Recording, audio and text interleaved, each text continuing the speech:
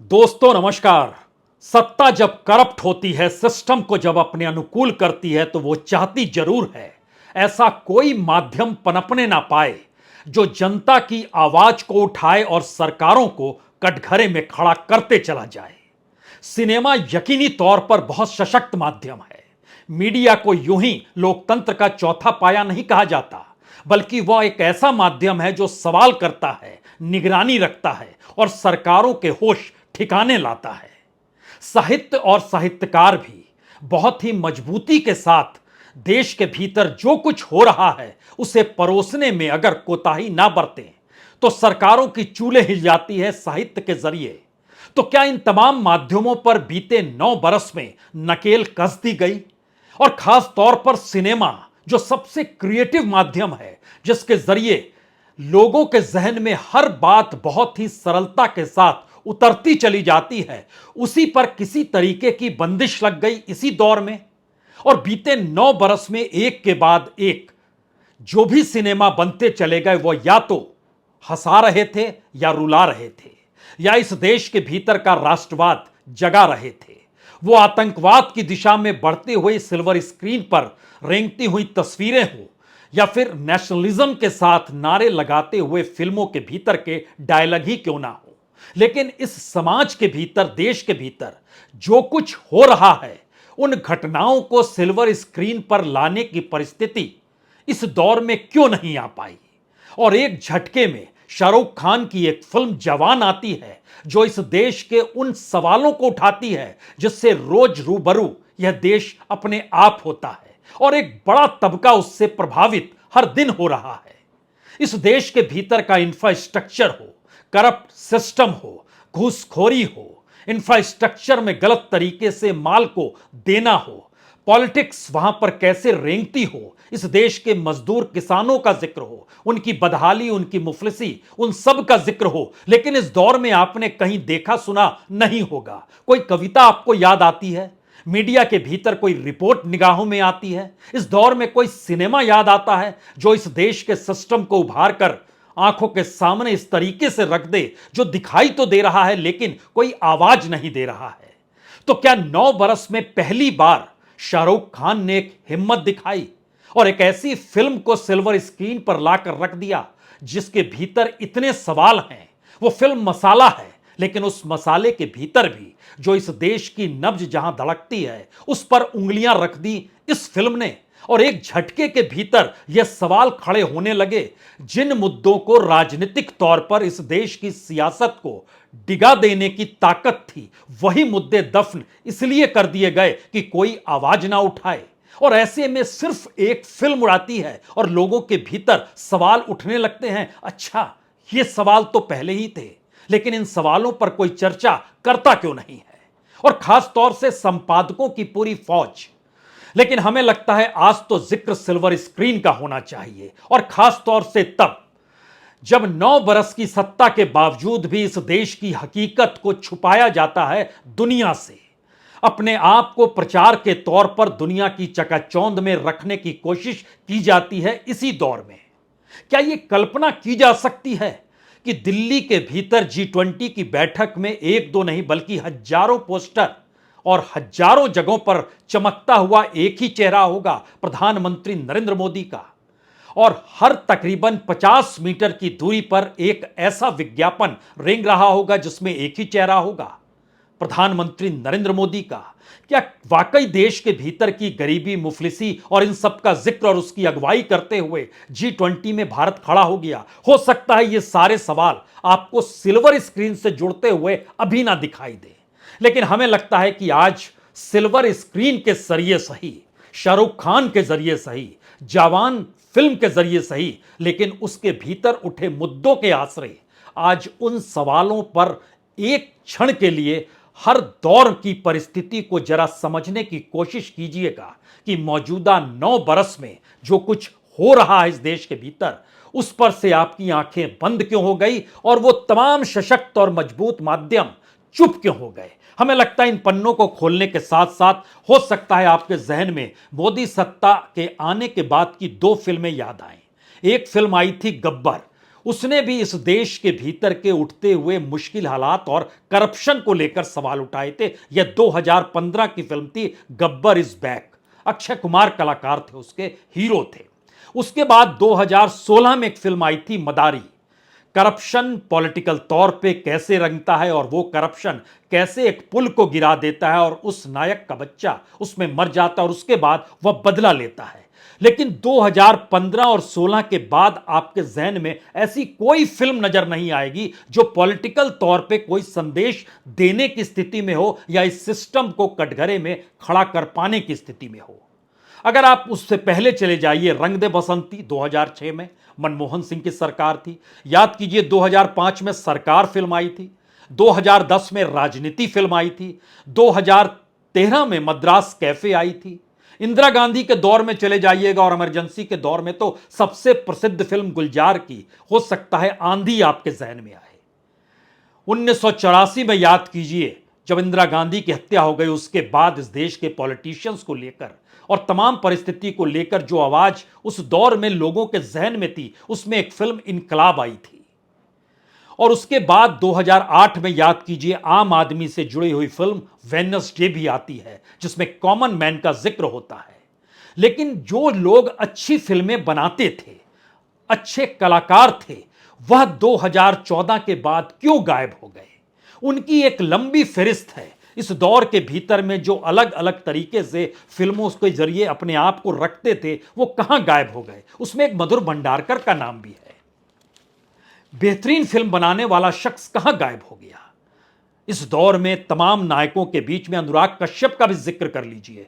अच्छी फिल्में बनाते थे, लेकिन एक झटके में जब सोशल मीडिया के भीतर जिस तरीके की उनकी घेराबंदी हुई और उन्होंने जो आवाज लगा रहे थे उस पर खामोशी बरत ली, तो फिर सिर्फ वासेपुर की यादें ही पुरानी यादें बनकर रह गई। और इस दौर में वह भी उस तरीके की फिल्मों को नहीं ला पाए जिसमें कहा जाए कि सिनेमा समाज का आईना है। गायब हो गए।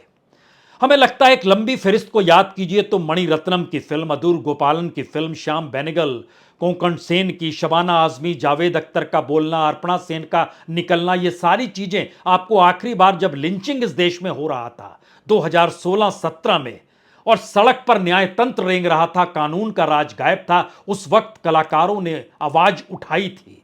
लेकिन सवाल है अपने सशक्त माध्यम के जरिए इस दौर में कोई फिल्म क्यों नहीं आ पाती है? जिन सवालों को जवान के जरिए उठाया गया, लेकिन हमने आपसे जिक्र किया कि इस दौर में एक बदलाव आया जहां पर नेशनलिज्म रेंगना चाहिए, सेना सामने रहनी चाहिए, जिससे आपका राष्ट्रवाद और ज्यादा मजबूत तरीके से हो। तो जो व्यक्ति अपने तौर पर वेडनेसडे बनाकर कॉमन मैन का जिक्र करता है, वो बेबी बनाता है, रुस्तम बनाता है, टॉयलेट एक प्रेम कथा इस दौर में बनती है, नाम शबाना बनती है, अय्यारी बनती है, तमाम फिल्में देखते चले जाइए। लेकिन सरकार के एजेंडे के जो अनुकूल हो, क्या वैसी ही फिल्में बननी चाहिए या वैसी ही फिल्म बन रही थी? और इस दौर में पूरी क्रिएटिविटी कहां चली गई बॉलीवुड की? यह सवाल इसलिए महत्वपूर्ण है क्योंकि यह सवाल कोई राष्ट्रीय सवाल नहीं है, बल्कि यह अंतर्राष्ट्रीय तौर पर भी रेंगता रहता है। और इसका जिक्र हम इसलिए कर रहे हैं क्योंकि याद कीजिए जब अमेरिका में ट्रंप की सरकार थी, उस समय गोल्डन ग्लोब का समारोह था, उसमें मार्लिन स्ट्रिप ने जो पॉलिटिकल तौर पर उंगली उठाई थी, उसकी पूरी दुनिया में वाहवाही हुई थी। तो क्या फिल्मों के जरिए अपनी बातों को रखने की नई परिस्थिति इस दौर में गायब हो गई?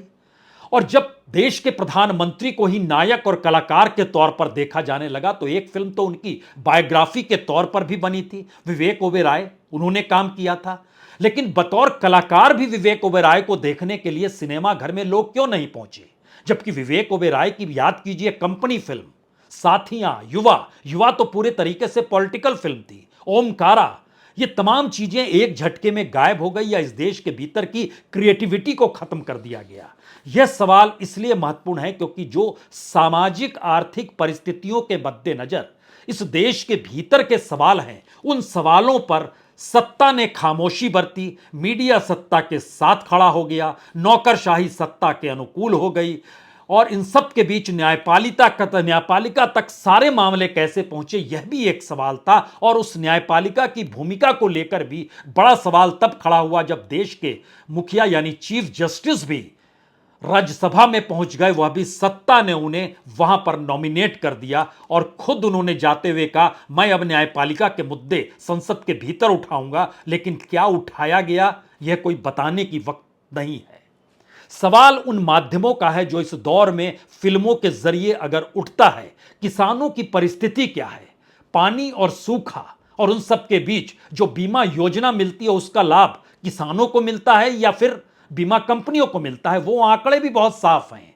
बीमा कंपनियों को जो लाभ मिलता है उनके हिस्से में 72% पैसा चला जाता है, 28% पैसा किसानों तक आता है। यह है बीमा कंपनियों का हाल, जो बाढ़ और सूखा के जरिए किसानों को पैसा मिलना चाहिए। सवाल ट्रैक्टर और मर्सिडीज का भर नहीं है।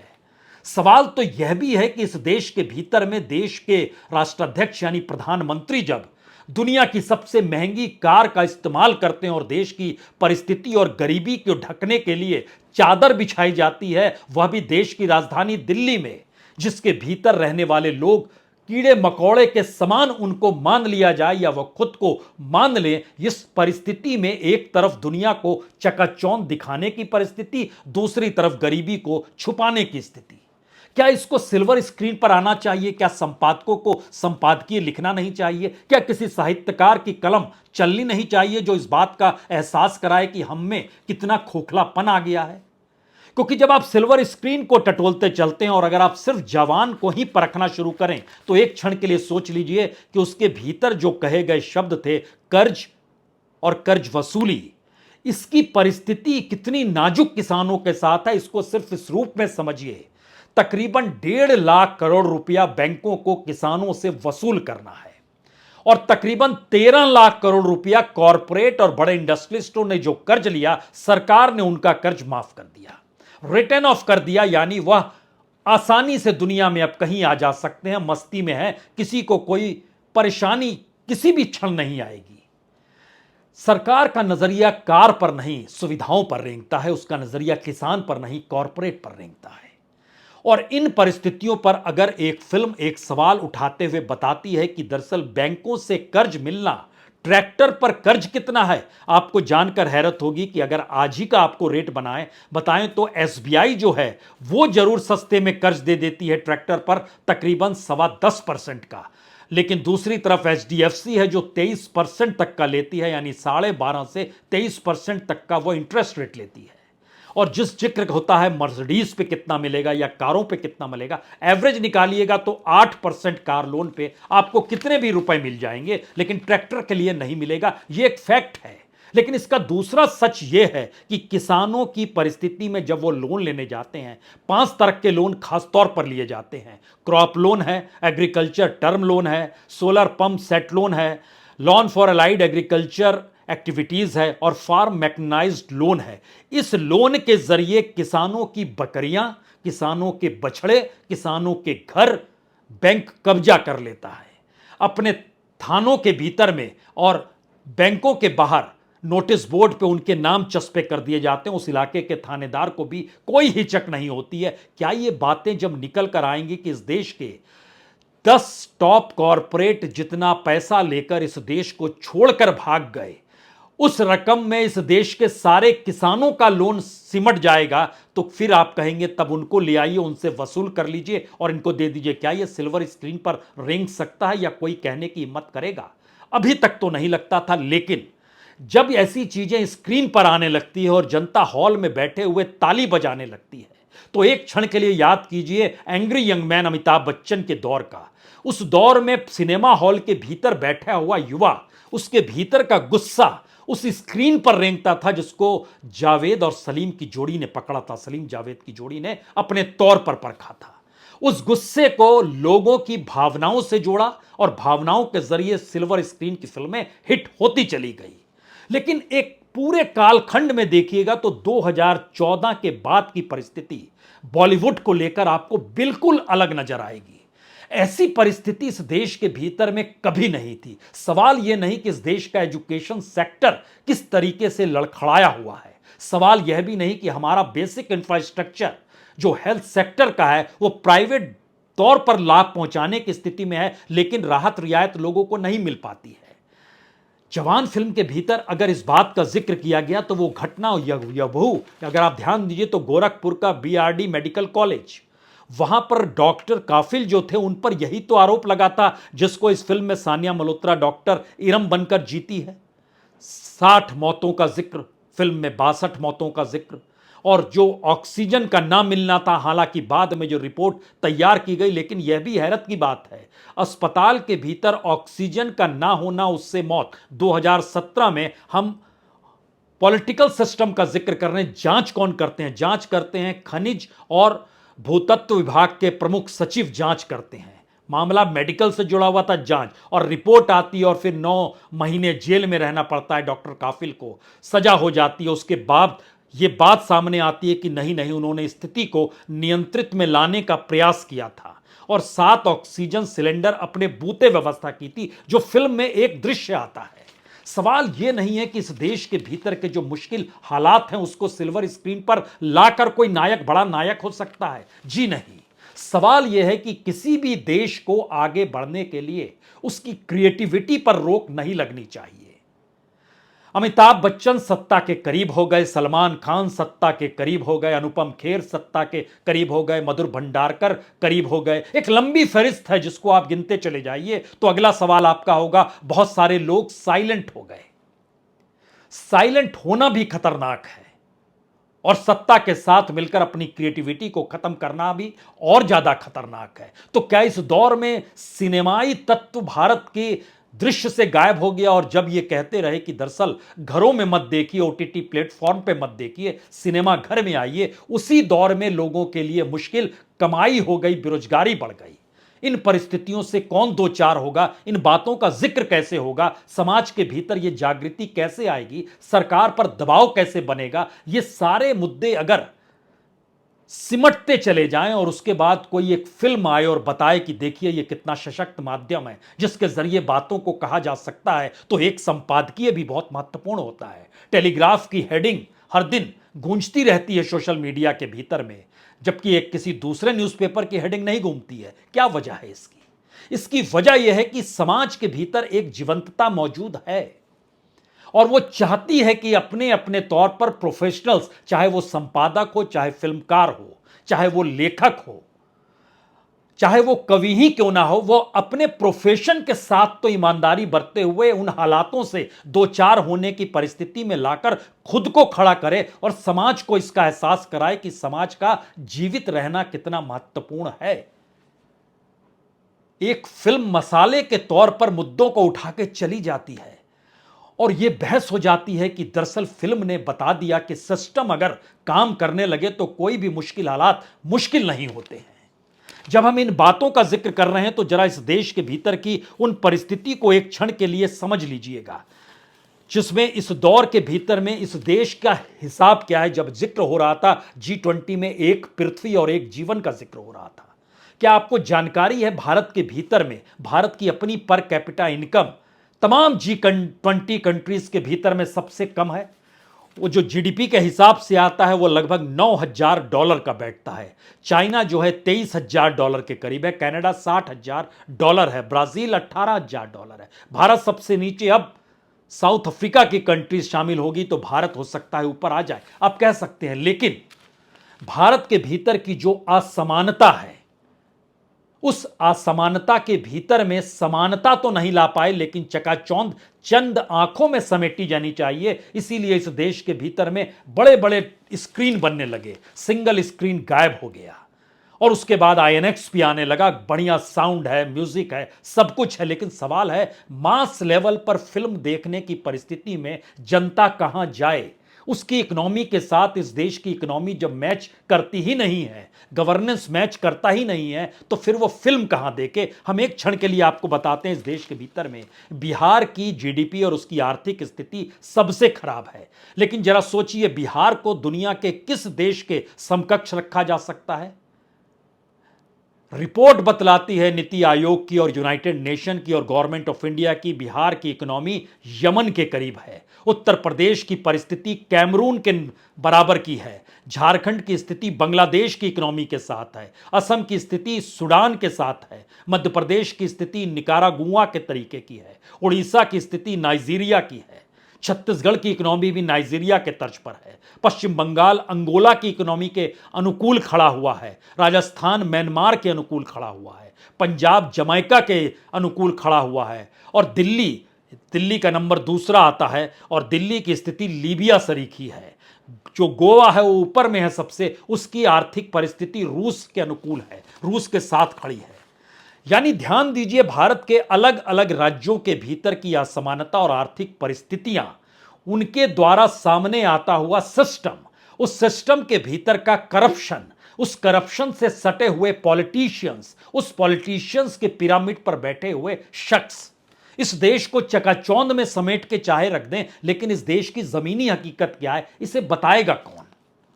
और यह एक लंबा इतिहास रहा है भारत के भीतर में। ऋत्विक घटक को याद कर लीजिए, अलग अलग तरीके से उनकी फिल्मों को याद कीजिएगा, या हमारे पीछे जो एक किताब रखी हुई है, इस किताब में सत्यजीत रे ने जिन बातों का पॉलिटिकल तौर पर भी जिक्र किया है कि कैसे फिल्में बने, अदूर की फिल्में पॉलिटिकल तौर पर जब उभर कर आती थी, गुलजार लगातार इस पर काम करते रह गए। विशाल भारद्वाज ने अपने तरीके से एक प्रयोग कश्मीर को लेकर किया, वहां के टेररिज्म को लेकर किया, लेकिन इस दौर में सारी क्रिएटिविटी गायब कैसे हो गई? तो क्या सत्ता का खौफ और सत्ता का डर ऐसा होता है जहां पर यह सवाल बन जाए, खड़ा हो जाए? क्योंकि जो करप्शन की स्थिति है, पॉलिटिकल करप्शन की स्थिति, और होते होते डेमोक्रेसी को भी वो हड़प रही है। अगर जवान फिल्म के भीतर यह सवाल खड़ा हो गया कि इस देश की राजनीतिक सत्ता को हथियाने के लिए वोटरों को 10-10 हजार रुपए दे दिए जाए, यह कोई झूठा डायलॉग नहीं है। 2019 के चुनाव में इस देश के वोटरों पे जो बांटे गए पैसे हैं वो तकरीबन 14,000 करोड़ के हैं। इतना पैसा डायरेक्ट वोटरों में बांटा गया। इलेक्शन वॉच की यह रिपोर्ट कहती है। यह कौन सा मैसेज देती है? 55,000 करोड़ रुपया खर्च हुआ, जिसमें 14,000 करोड़ रुपए वोटरों को बांट दिए गए।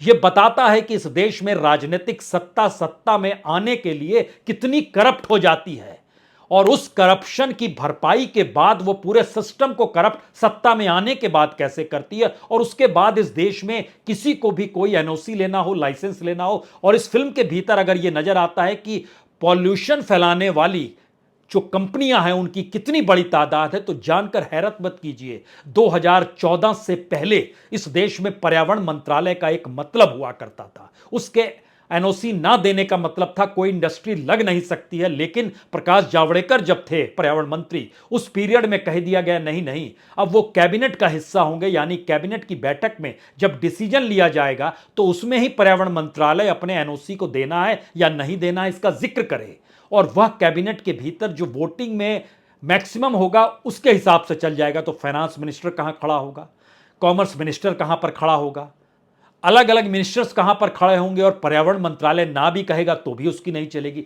एक झटके में चीजें इस देश के भीतर में किस तरीके से सिस्टमेटिक तरीके से डाइल्यूट की गई, सब कुछ है। तो क्या तमाम सशक्त माध्यम और मजबूत माध्यम इस दौर में कुंद कर दिए गए और बना दिए गए, और इसका एहसास कराया गया कि आपकी कोई हैसियत नहीं है? क्योंकि जो रिपोर्ट शुद्रावता सेनगुप्ता की एक रिपोर्ट हम पढ़ रहे हैं, जिन्होंने बताया कि आईजीआई एयरपोर्ट से लेकर दिल्ली मौर्या शेरटन 12 किलोमीटर का रास्ता है। 236 विज्ञापन लगे हुए हैं। हर 50 मीटर पर एक विज्ञापन है जिसमें देश के प्रधानमंत्री नरेंद्र मोदी का चेहरा है। और पूरे दिल्ली के भीतर में 963 पोस्टर लगे हुए हैं अलग अलग जगहों पर। वो फ्लेक्सी बोर्ड पर हैं, बिल बोर्ड पर हैं, डिजिटल पैनल्स लगाए गए हैं, वो बस स्टॉप पर लगे हैं, पेट्रोल पंप पर लगे हैं, पेड़ों पर भी लगे हैं, फ्लाईओवर पर भी लगे हैं, इंडिया गेट पर हैं, पार्लियामेंट्री स्ट्रीट पर हैं, अशोक रोड में, तमाम जगहों पर लगे पड़े हैं। ये पैसा किसका है? टैक्स पेयर का पैसा है।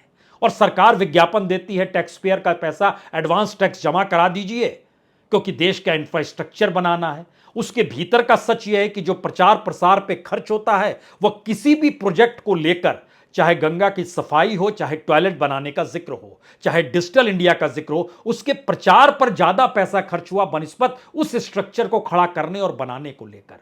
जिम्मेदारी लेगा कौन, बताएगा कौन? और जब कोई बताएगा तो उसके जरिए क्या सिर्फ एक बात कही जा सकती है कि हां, सिस्टम अगर काम करने लगे तो सब कुछ अनुकूल हो जाएगा? कॉरपोरेट की स्थिति, उसको लेकर भी क्या फिल्म बननी चाहिए?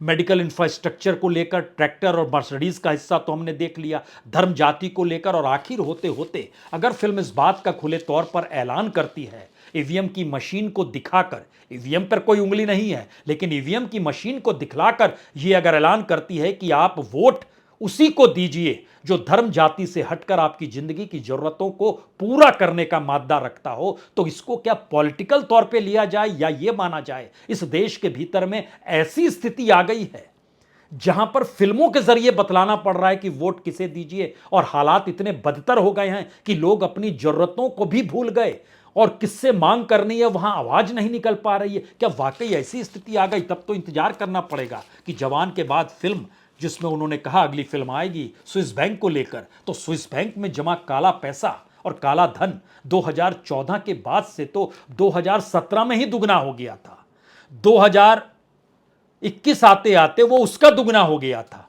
अभी की तुरंत की रकम की जानकारी नहीं है, लेकिन ये रकम अगर 50,000 करोड़ के पार इस तरीके से पहुंच गई और सब कोई देख रहा है, दुनिया भर के भीतर अलग अलग पेपर आ रहे हैं, वो पनामा पेपर हो, वो लिंचस्टाइन पेपर हो, एचडीएफसी पेपर हो, एचएफवीसी का पेपर हो, लेकिन किसी पर कोई कार्रवाई नहीं हो रही है, सिर्फ आंकड़े परोस दिए जाते हैं और उसके भीतर कोई झांकना नहीं चाहता है। तो क्या कहा जाए? फिल्म सिर्फ इसलिए है कि वो बता पाए कि हमारे उसूलों से मत टकराइए, और हमारे उसूलों से टकराने का मतलब ये है कि आप किसी के घर में घुस के उसको सीबीआई ईडी से घबराते थे, यहां नैरोकॉटिक्स भी आ गया, वह भी घुस गया, तो फिर बताना पड़ा और गुस्से में इस तरीके की फिल्म बन गई। क्या यह बताना पड़ेगा? या एक सामान्य परिस्थिति में इस देश की भीतर की जो सही मायने की क्रिएटिविटी थी उसको इस दौर ने खत्म कर दिया? क्यों? 2014 में मोदी सत्ता की पहली कैबिनेट में ब्लैक मनी को लेकर ही फैसला किया गया था, और 9 बरस के बाद की परिस्थिति में आइएगा तो इस दौर में इस देश के भीतर में कोई आपको वो नाम नजर नहीं आएगा जेल के पीछे जिसका जिक्र 2013 में किया जाता था। सवाल सिर्फ एक है, संपादक हो, साहित्यकार हो या फिल्मकार हो, अगर वह अपनी क्रिएटिविटी को छोड़ देता है, उसके भीतर जो अंदर का उबाल है उसको वो आने से रोक देता है इस डर से कि सत्ता जो है पता नहीं किस हनक में क्या कल काम कर दे और क्या कमाल कर दे, तो उससे घबराने की जरूरत क्यों है? ये कोई नहीं जानता है। आपका अपना हुनर है, अपनी समझ है, अपना ज्ञान है, उसे परोसने में दिक्कत क्या?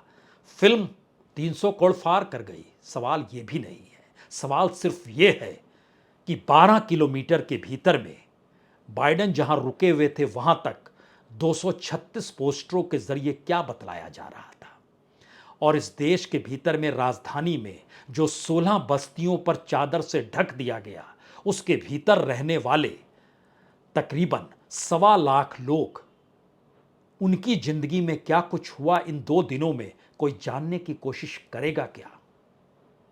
बहुत बहुत शुक्रिया, बहुत बहुत शुक्रिया।